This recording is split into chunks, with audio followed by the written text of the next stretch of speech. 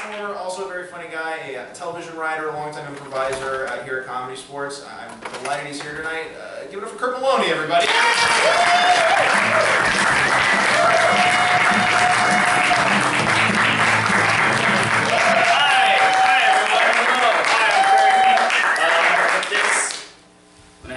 Joe. Joe. Great. Is everyone possible? Hi. We're talking about family. So I wanted to come and share two stories that's really shaped my family. The first one is my parents' divorce. Anybody else? My parents in here? No. Yeah, a couple people. My family has a really fucked up divorce. My mom and dad used to be married, and my stepmom and my stepdad used to be married, and then they both got divorces and traded wives. That is that face right there. That was my child.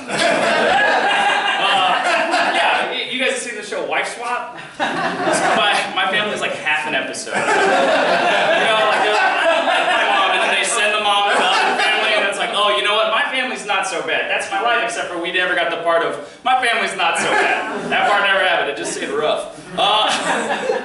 I thought it was normal growing up. It happened at such a young age. I was 4 years old. I had no idea that it was weird until I was about 10 years old. I think it was second or third grade. We had to make a family tree. We had a whole week to do it, and some of you are already laughing. We had a week to do it, and this is before I gave up on being a good student, so I was gonna do a good job on this poster, and I come back, and you know when you have like a long time to do like a science project, and you get there and everyone else's looks different than yours, you know, you're like, fuck. I presented mine, and everybody else had like, you know, their grandparents were the roots, their parents were the trees, and the kids were the branches, but I had two trunks that mashed into each other.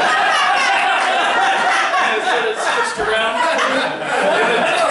The teacher gave me an F because she didn't think I understood the assignment, so I had to stay after class and explain to her, like, this is a very accurate depiction.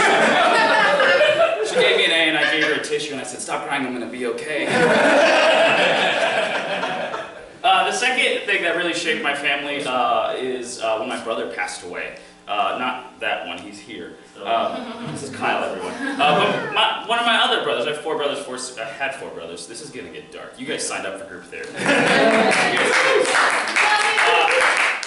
So my brother passed away at the ripe old age of 14, which is a long time compared to some other living creatures. Like if you leave a banana out, that'll go bad in a week. And he did way better than that. He did pretty good. I mean, he didn't outlive our family dog, so let's keep it in context, you know. Better than a banana, but my poor dog had to bury him. It's so fun to make you guys uncomfortable. It really does. And that's the thing that sort of shaped my family is we all have a really fucked up sense of humor. It really does make me happy to watch you guys be like, oh my God. My brother was in 8th grade when he passed away, and I was in 6th grade. So he was in junior high, and we had a 7th and 8th grade junior high. So the next year when I went into 7th grade, I was fucking famous. Everybody knew who I was. I was Brian's kid brother. But I was famous for like the wrong reasons, like the Kardashians or Donald Trump. Maybe that's why I do this, who knows. I'm trying to be famous for the right reasons. Like George Carlin or Donald Trump. He got to do both. That's fucking crazy. It's nuts to me.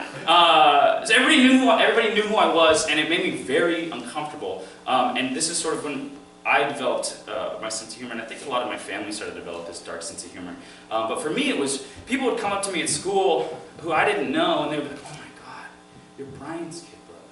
I knew him from this or that. I'm so sorry. I'm so sorry. And it was like a year had gone by, and people were still so heartbroken about this young kid dying, and it made me so uncomfortable. So I came up with a way to make them feel as uncomfortable as they just made me feel. So they would be like, I'm so sorry that your brother died. I'm so sorry. And I'd be like, why? Did you kill him? It's still really funny because their little faces would get so No, he died in a car. They would explain it to me like he died in a car accident. I can't drive. I'm in 8th grade. Just so delightful for me. There's one more story I want to tell you about this, because it's something that I remembered recently about the very next day after he died. I ended up going to school. I didn't have to, but it was so fucking weird at home, and school seemed like the one place where I could go to just be a kid. You know, like I didn't have to be around whatever the fuck was happening in my house. So I go to school, and I decided I wasn't going to tell anyone.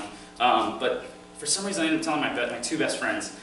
They're like, hey, they're talking about whatever the fuck Halo or whatever they did last night. And they're like, what'd you do last night? I was like, oh, my brother died. And they were like, no, you didn't. Why would you believe that? You wouldn't be here, they said. And I was like, then I felt dumb for being there. So I was like, you're right. And I just like pretended like he didn't. And the day was going great, but the teacher knew, obviously. She's an adult. My parents probably called. And so she came up to me and she was like, if you need to go to the bathroom, excuse yourself for any reason, it's not going to cost you any bathroom points. Remember bathroom? If any of you have to pee right now, it's going to cost you 5 bathroom points. And so I was like, cool. And then she was like, cool, let's do math. And I was like, fuck math. I'm going to go to the bathroom for free.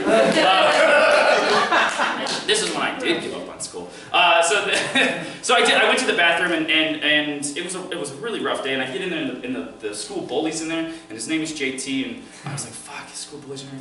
And I walk in, and for some reason he's like, what's up, pal? And I was like, well, I'm not going to correct him. Hey, buddy. And I was like excited, and he was peeing in the sink. Something I remember. And so I was like, well, I'm not going to go in the urinal, I'm going to go to the stall. And I go in the stall, and he gets in the stall next to me, and he's like, you want to see something funny? And this is where it gets gross. And I was like, sure. And he took a shit in his hand. And then he went out of the stall, and I watched him hide it behind his back. And this little second grader comes by, and he's like, hey kid, do you want some chocolate? And the kid was like, yeah! And he's like, here. And the kid was like, that's not chocolate, that's poo!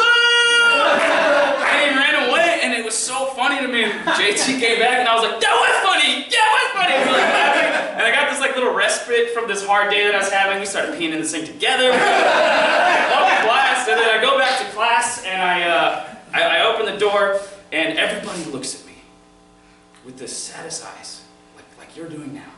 And what had happened was the teacher told the class while I was out of the room that my brother had died, and my best friend was crying, and he was like, I'm sorry, I didn't believe you. And everyone's staring at me, and I thought to myself, I have to say something to make them know I'm okay. So all eyes on me, I was like, JT tried to feed shit to a kid. I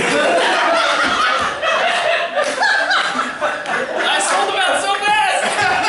He like was the biggest, I still remember him to that day, because he got expelled. Like they kicked him out of school. And like he did such a good thing for me, and immediately I just threw him under the bus, which is really fucked up. And it's still funny.